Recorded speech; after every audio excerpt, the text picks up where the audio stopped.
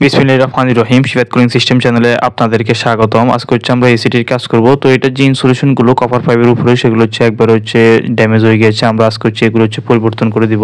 এসির কপার ফাইবের ভিতর দিয়ে যখন গ্যাস চলাচল করে তখন এখানে ভাইব্রেশনের সৃষ্টি হয়, কম্পন হয় পাইপগুলোর মধ্যে। যখন উপরে একবারে ইনসুলেশন না থাকে তখন একটি পাইপের সাথে আরেকটি পাইপ লেগে থাকলে এতে ঘর্ষণের কারণে পাইপ লিক হয়ে যেতে পারে। এতে পরবর্তীতে অনেক বড় ক্ষতি হয়ে যাবে। আজকের ভিডিওতে আপনারা দেখতে পারবেন আমরা ইনসুলেশনগুলো পরিবর্তন করব এবং পুনরায় র্যাপিং টেপ লাগিয়ে দিব। দেখতে থাকুন ভিডিওটি।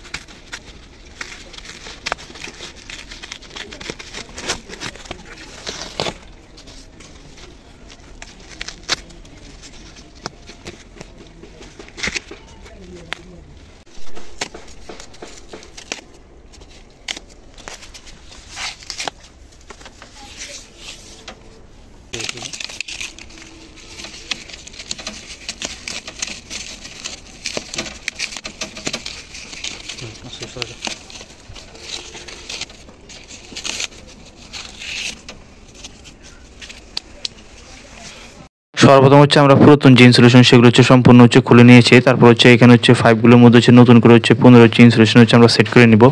পুরো পাইপের মধ্যে ইনসুলেশন সেট করা হয়ে গেলে তারপর আমরা ভালোভাবে পাইপের উপরে র্যাপিং করে নিব। কাজ করার সময় সাবধানতা অবলম্বন করতে হবে যাতে কোনোভাবে পাইপে জোরে কোনোভাবে আঘাত করা যাবে না। এতে করে পাইপ ফিট রিফ্রিজারেন্ট লিক হয়ে যেতে পারে। এই বিষয়টি খেয়াল রাখতে হবে।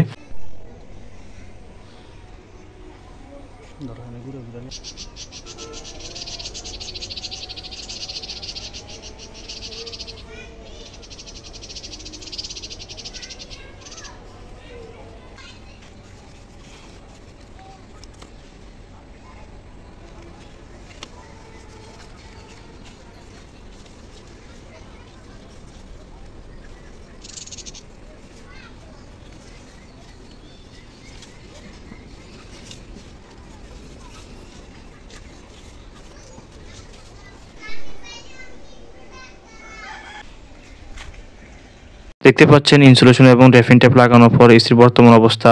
এই ছিল আমাদের আজকের ভিডিও। নতুন ভিডিও পাওয়ার জন্য আমাদের চ্যানেলটি সাবস্ক্রাইব করে রাখুন। ধন্যবাদ। আল্লাহ হাফেজ।